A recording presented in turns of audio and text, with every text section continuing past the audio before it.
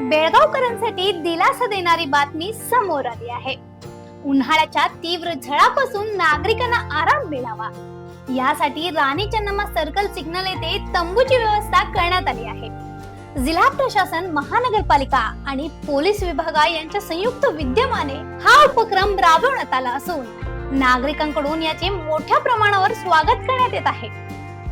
दररोज सिग्नलवर थांबणाऱ्या वाहन चालकांना आणि पादचाऱ्यांना कडक उन्हापासून संरक्षण मिळत असल्याने हा छोटासा उपक्रम मोठा दिलासा ठरत आहे.